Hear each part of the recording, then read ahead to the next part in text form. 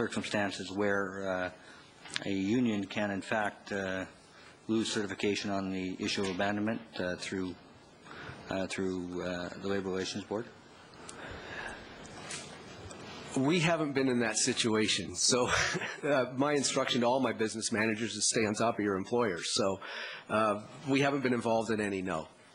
If are you talking about abandonment or decertification? Well, because decertification, we have one of those going against us right now. My understanding is that the courts and the Labour Relations Board have in fact dealt with the issue of abandonment, and there are clear criteria that have been used in the province. And I was wondering if you were aware of that. I wasn't. Okay. Thank you very much. Thank you. Thank you, Mr. Yates. Mr. Leclerc. 3 quick, short questions. Thank you for your presentation and the clarity of it.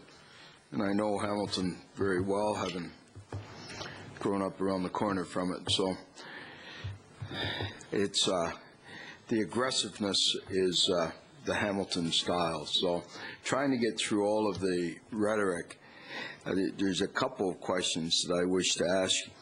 In the wording that you presented us, in the people joining CLAC, you gave it, the reason why they've joined CLAC is to seek labor or seek work. Why aren't they joining the other unions? I mean, they have other unions in the other province. CLAC isn't the single union in that province or any of the other provinces they exist in. There's a multiplicity of unions. And so your rationale is that the only reason they're in CLAC is to get work. Well, if there's other unions existing, how come they're not joining the other ones? Why are they joining CLAC in among the other unions? Sure. First of all, I apologize if you thought there was rhetoric in there. I thought I turned it all down. I left all the hyperbole out. I suggested that it's more likely that an employee joined CLAC for a project. And what happened in Alberta is you have some projects that are non-union, you have some projects that are union, you have some projects that are CLAC. And so if a worker goes out of town, leaves Saskatchewan to go to work up in the oil sands, and the job that that person goes to is a CLAC job, that's who they join. Just as they would join the building trades if it was a building trades job. That's why I referred, Mr. Leclerc, that we're all unions of convenience at some point. But so you're not saying that CLAC is a bad union in and of itself, are you? I'm going to leave that to the committee and their research to decide. If you want my personal view, I'm happy to give that, but I don't think that helps this committee very much. You also made a statement that the contractors themselves, and I'm not a construction person, union worker. My background is quite different, and most of my working career over the last 20 years has been involved with charity and CEO of charities, and so I've not been familiar with that. But you stated, and I know a number of contractors from Saskatoon Northwest that live in my riding. I've spoke to them in my office about this in great detail because this is one of the issues that were brought to me probably within 2 weeks after my election, especially around the abandonment issue. And you're saying that the contractors in our list of witnesses haven't been here to promote or support Bill 80. So let me turn that around a bit. They also haven't been here to speak out about Bill 80. And I'm not sure that's a good argument that they haven't been here to support it as a reason not to support it, as much as it is that they haven't been here to speak out against Bill 80 for me to take into consideration.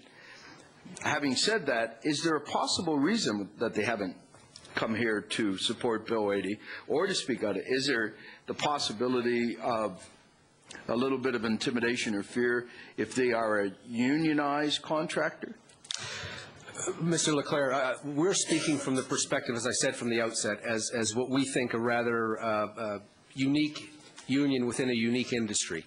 We represent bricklayers, tile setters, stonemasons, so it's a very small group.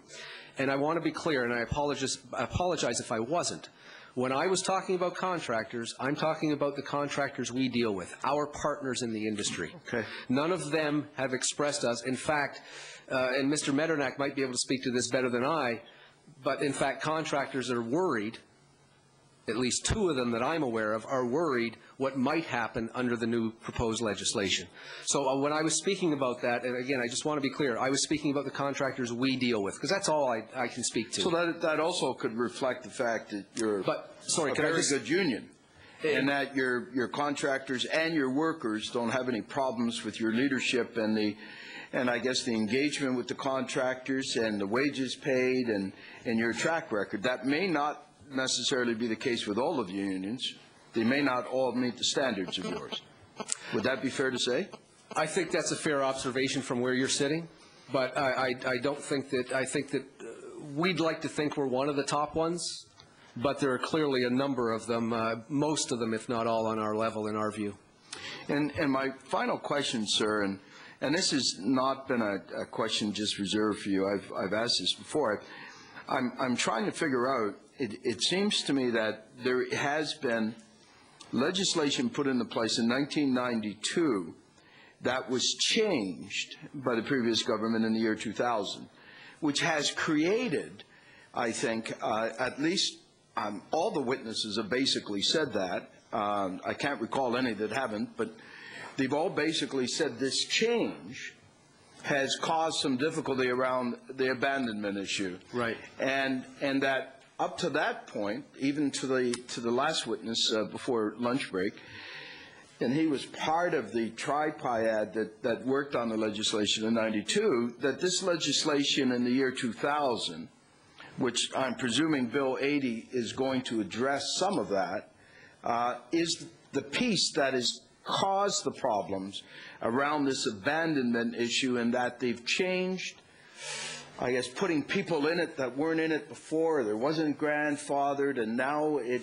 gives all of this, which I guess gives rise to trying to have a remedy to that in the long list of contractors and companies that are now worried to either come into the province or being put out of business because of that change of legislation in the year 2000. And I'm trying to understand this abandonment issue and it being one of fairness. And I thought the 3-year piece would have therefore been fair, that a union would make sure that, as you have said, that you're active and you're working with your constructor and that there's no time lapse that can be considered abandonment, and that previous to the legislation in the year 2000, this is not an issue that anybody had to deal with. Okay. I will admit, Mr. Leclerc, that when I was watching you engage with Mr. Ottenson, I tried to quickly scramble on my computer and find those legislative changes in the history. I was unable to do so. But it strikes me that if that's the problem, the changes in 2000, well, there's our quick fix, right? We don't need to change everything. Roll it back. Roll those 2000 changes back. If we're worried about the abandonment issue, and if that's really what the issue is, and I understand the problems with the Saunders case, if that's the issue, let's deal with the issue. Don't change everything. We're concerned about, and I'm sorry to veer off, but we're concerned that we're taking an industry that's been so stable, and everyone has said, we put the stats in our submissions as well, 17 years without work stoppages. We're concerned that taking a stable industry that's operated well and making a lot of changes for one small item is going to have horrible unintended consequences.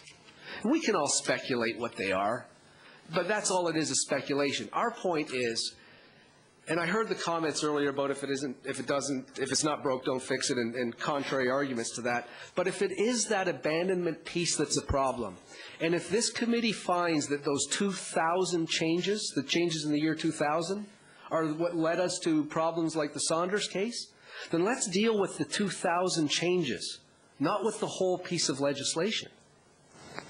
And on abandonment, I don't know that, Mr. Leclerc, that there's a time frame year-wise. And I understand it's easier and it's clearer if you have that.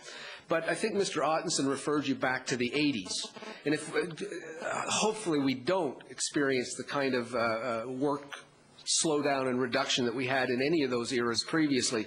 But you could realistically have a situation where a contractor goes and operates only as an individual, doesn't need any workers, and pursuant to our collective agreement, wouldn't have to remit, and could be doing that for 4 years, then gets a job where he needs